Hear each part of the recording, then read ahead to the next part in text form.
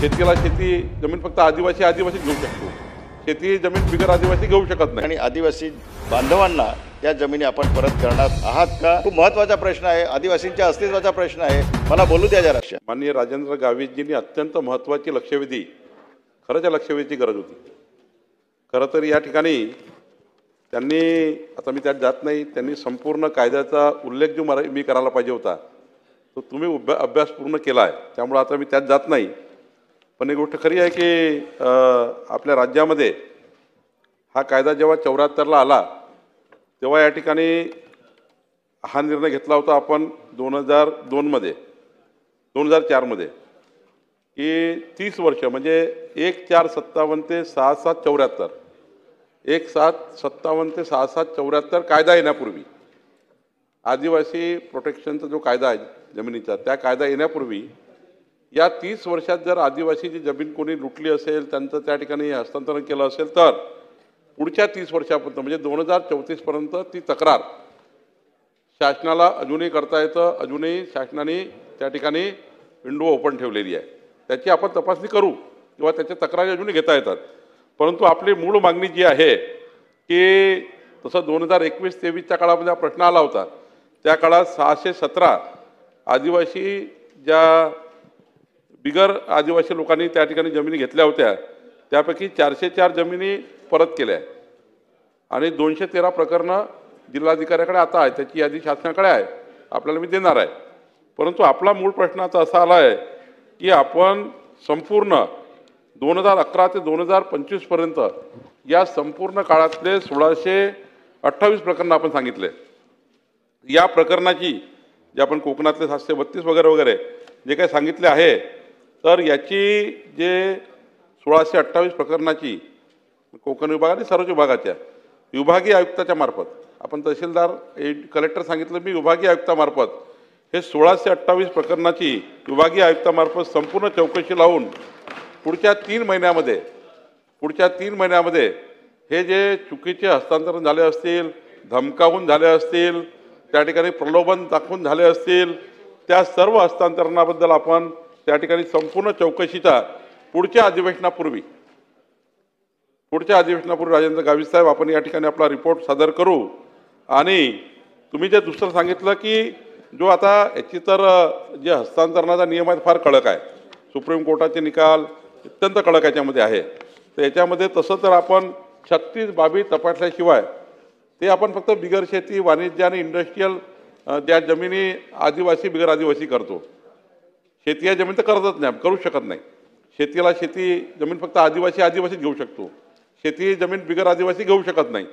फक्त आता आपण जे बिगर आदिवासी जमिनी आहे, वाणिज्य, रहिवासी वगैरे, याच्याकरता आपण जे 34 बाबी आपण तपासतो, त्याच्यात जर 34ही बाबी क्लिअर झाल्या तर त्या ठिकाणी तरच आपण हस्तांतरण करतो. आता आपण जे हस्तांतरण करतो, पण तरीही जे तक्रारी शासनाकडे येतात, तुमच्याकडे येतात, आपल्याकडे येतात, माझी या ठिकाणी सर्व आदिवासी भागातील सर्व आमदारांना विनंती आहे, या ठिकाणी सर्व आदिवासी शेड्यूल ट्राईब भागात निवडून आलेले तुमच्या भागात 26ही त्या ठिकाणी मंत्री बसले, आदिवासी विकास मंत्री, त्यांनाही माझी विनंती आहे की आपणही सर्वांनी त्यात लक्ष टाका आणि शासनाला तुम्ही अजून काही जर असे हस्तांतरण झाले असतील, 26 ते 28 प्रकरण तपासूच आपण, पण अजून जर काही वाटतं तुम्ही शासनाला सांगा, विभागीय आयुक्त संपूर्ण चौकशी करेल आणि पुढच्या अधिवेशनापूर्वी आपण हा संपूर्ण रिपोर्ट या ठिकाणी आपल्या समोर सादर करू. 2011 पासून तर आतापर्यंत साहेब या ठिकाणी मोठ्या प्रमाणावर आदिवासींच्या जमिनी ह्या बिगर आदिवासींच्या त्या ठिकाणी हस्तांतरित झालेल्या आहेत. या ठिकाणी बिगर आदिवासी व्यक्तीस हस्तांतरांच्या महाराष्ट्र जमीन महसूल अधिनियम कलम 1966च्या कलम 36 व 37 नुसार त्या ठिकाणी निर्बंध घालण्यात आलेला आहे. त्याचप्रमाणे Maharashtra restoration of schedule tribe act 1974च्या कलम 36A आणि 36B राष्ट्रपती अध्यादेशा या ठिकाणी सरळ त्या ठिकाणी भंग झालेला आहे. 36 कलमनुसार आदिवासी व्यक्तींनी मिळवलेली जमीन गैर आदिवासीला त्या ठिकाणी विकता येत नाही किंवा हस्तांतर झाल्यास जिल्हाधिकाऱ्याची किंवा शासनाची पूर्व परवानगीशिवाय घेता येत नाही. त्याचप्रमाणे 36 कलम 2 जिल्हाधिकाऱ्याने स्वतःहून तपासणी करून जमीन परत त्या ठिकाणी घेऊ शकतो. कलम 36 36(3) बेकायदेशीर हस्तांतर त्या ठिकाणी रद्द वाईड त्या ठिकाणी करता येतं. त्याचप्रमाणे बॉम्बे भाडेपट्टा आणि कृषी जमीन कायदा 1978 कलम 373 नुसार आदिवासी भाडेकरूंना त्यांच्या जमिनीवरून हलवू नये यासाठी संरक्षण, आणि जर जमीन अनधिकृतपणे जर हस्तांतरित झाली असेल तर ती पुन्हा आदिवासीला त्या ठिकाणी देता येते. त्याचप्रमाणे 2006चा FRA कायदा असेल, आदिवासींचा जो पेसा कायदा आहे, हा पेसा कायदा अनुसूचित क्षेत्रात ग्रामसभा सर्वोच्च संस्था मानली जाते आणि कोणतीही जमीन ग्रामसभेच्या संमतीशिवाय हस्तांतर करता येत नाही. जमिनीचे हस्तांतर खाण प्रकल्प आणि विकास प्रकल्पासाठी करत असतात. एवढे कायदे असताना सुद्धा या ठिकाणी अध्यक्ष महोदय मुंबईच्या उपनगर, त्याचप्रमाणे ठाणे जिल्हा, त्याचप्रमाणे या ठिकाणी जेवढे मेट्रोपॉलिटन शहरं आहे सर, या ठिकाणी विशेष करून नाशिक जे आहे, नाशिकच्या आजूबाजूचा परिसर आहे, नंदुरबार जिल्ह्यातला आदिबाजूचा परिसर आहे, माझ्या जिल्ह्यातील वसई विरार आणि महानगरपालिकेच्या क्षेत्राच्या आजूबाजूचा परिसर असेल, पालघर तालुक्याच्या आजूबाजूचा परिसर असेल सर, त्या ठिकाणी सोन्यापेक्षाही जास्त ज्याच्या जमिनीला भाव असताना त्या ठिकाणी कवडी मोलाने त्या आदिवासी बांधवांची मोठ्या प्रमाणावर त्या ठिकाणी फसवणूक केली जाते आहे.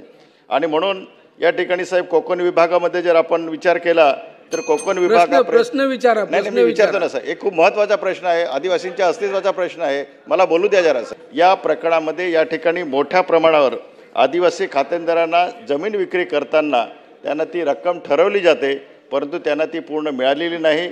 खात्यातून परस्पर दलाल आणि बिल्डर त्या ठिकाणी परस्पर त्या ठिकाणी काढून घेत आहेत आणि जमिनीच्या मधून ठरवलेली जमीन कागदावरच दिली जाते, परंतु त्या ठिकाणी आदिवासी बांधवाला ती दिली जात नाही. आणि मयत खातेदार आहे, एखाद्या खातेदाराला विश्वासात घेतलं जातं, परंतु त्या ठिकाणी बाकीच्या खातेदारांची सह्या न करता परस्पर जमीन विकली जाते.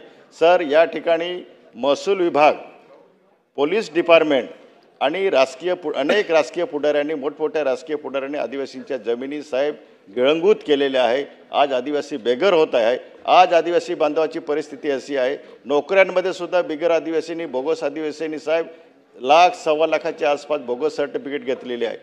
तर आदिवासी हा उद्ध्वस्त होत चाललेला आहे. शासन या ठिकाणी साहेब आपलं सरकार हे आदिवासींच्या बाबतीमध्ये अत्यंत संवेदनशील आहे. माझी आपल्याला या ठिकाणी साहेब विनंती आहे की आदिवासी, बिगर आदिवासी जमीन हस्तांतरणाच्या बाबत बिगर आदिवासींचा हस्तांतरित झालेल्या त्या एकूण 1628 प्रकरणांची या ठिकाणी पुन्हा चौकशी करून अटी व शर्ती भंग झाली असल्यास संबंधित जे कोण प्रांत असेल, तहसीलदार असेल, इवन जिल्हाधिकारी जरी असेल सर, आपण त्या ठिकाणी त्यांच्यावर कारवाई करणार का, हा माझा एक स्पेसिफिक प्रश्न आहे.